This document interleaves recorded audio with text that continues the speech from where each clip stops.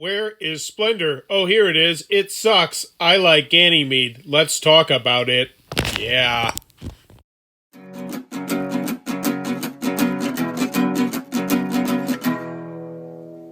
What does that even mean, Bowers Game Corner? Ahoy there, YouTube! We're back again today for another Thoughts from the Corner here with my good friend Adam. Hey. And I'm very excited. We're very excited to talk about Ganymede from Lucky Duck Games. It's for 2 to 4 players. Age is 14 plus. It'll take about 20 to 40 minutes to play. But Ganymede is a really simple game in which, on your turn, you're going to take one of 3 actions with the goal of getting people onto your Earth planet, then moving them to Mars, then moving them onto spaceships, and then launching them off to Ganymede, which is the new planet that you're going to. And if you were able to launch off 4 of your ships, that will trigger the end of the game, a la Splendor sort of thing, where everyone will get the same number of turns. And I am going to reference Splendor a couple times because this game, I will say quite upfront, is killing Splendor on game night for me. But let's talk a little bit about what you're going to do, because there's only 3 actions in this game. It's really quite simple. First, you're going to have a couple of these tiles set out. You're going to have 4 of these. You're going to be able to pick one of these tiles, and these are going to allow you to do a variety of different things, including picking up cards, or taking meeples, or changing meeples, or moving your meeples from one planet to another, from one ship to another. But they also have a really cool aspect where if you can sync up the colors, then you will start multiplying whatever the action is. So for instance, this one will let me get a purple meeple or move something from one planet to another, from one ship to another. But if I have 2 purples, then woo boy howdy, I'll be able to get 2 meeples or move 2 things, or get 1 meeple and move 1 thing. And you can do that up to 3 times, so you can create some really cool combos there. Next thing you can do is move your people from either Earth, aka the blue one, to the red planet, which once again is all nicely done on your board, or move it from the red planet, which will be red cards, to your little things over here. But as you collect these cards, and these cards, really simple iconography on this, there's also a multiplier aspect to this, which we'll talk about in the review aspect, which is just crazy sick cool. Last but not least, you can scrap one of these tiles, just get rid of it, to take one of 5 generic actions, which once again are all listed on this really nice player board right here. That's the general overview of the game, but let's get into the review of the game. And Adam, let's start off.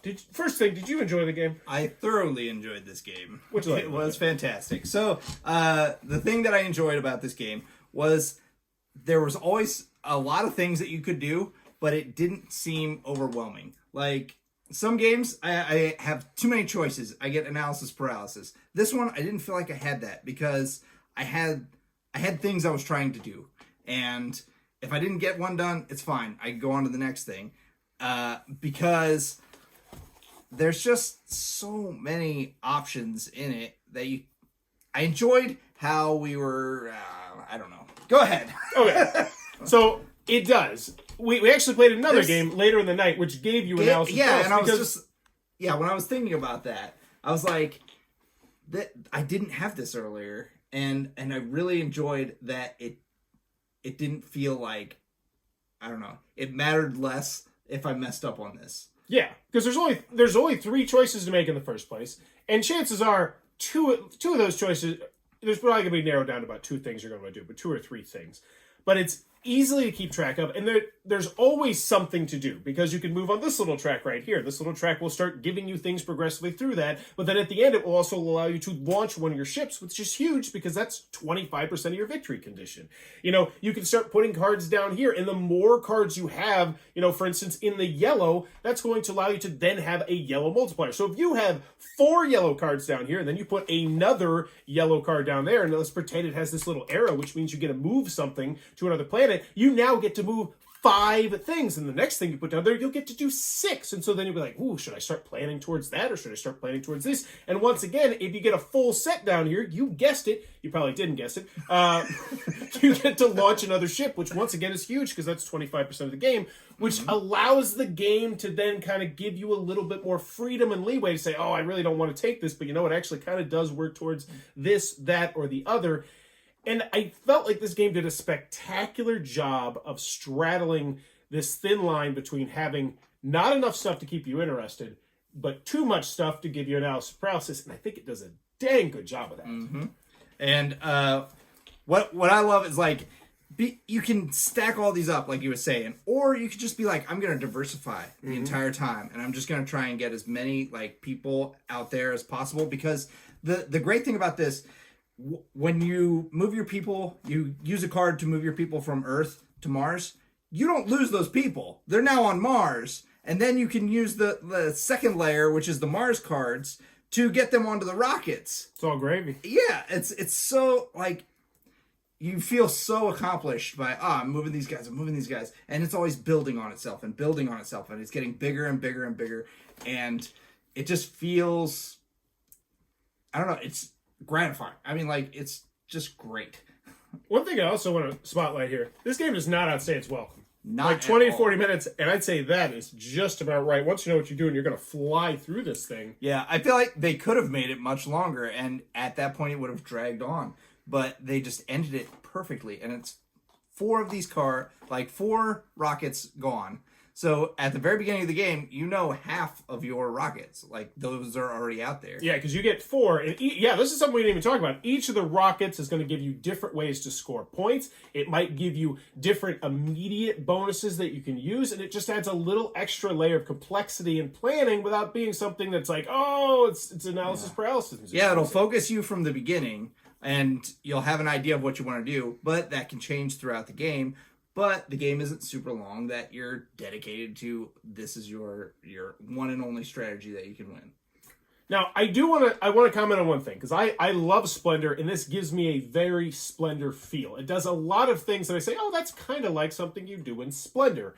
And I love that aspect of the game, but I will say now, having after played this twice, I don't ever foresee myself playing Splendor on game night ever again, just because this is just, as I put it in the last failed review, this is like Splendor on a skateboard playing darts. It's just, there's more moving parts. You know, in Splendor, it's like you got goals, and like, here's my goal, and then maybe this is the one goal. But then in this game, it's like, oh, I have a goal for this planet, I have a goal for that planet, I have a goal for down here. It's like, oh, I really want to keep track of here, because I only need to move 4 more, and then I can launch a card, and you can start planning about how you're going to end the game.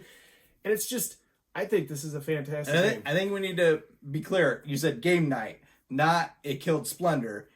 Splendor is still there for gateway game, bringing people into the hobby. But I think this, honestly, is just a perfect step above Splendor. Like, if you taught Splendor, I think you could easily teach this the following week. I would not lead with it. Another game I want to compare it to while we're here is just Century Spice Road, because I compare Century Spice Road and I compare Splendor a lot. This one doesn't feel like Century Spice Road to me. No, not really. I mean, the set collection aspect, but you're not really getting points for set collections. You're getting activities for set collections. But here's the question. I feel like they are relatively same weight. Which one would you rather play? Honestly, I'd rather play Ganymede. I think I would as well. Because we can get more games in of this in the same time period as playing Century Spice Road. Yeah. Great. Plus, setup was a lot easier. It was. Great play. And you could watch a 12-minute how to play video with my buddy Barry. He did a great job as well.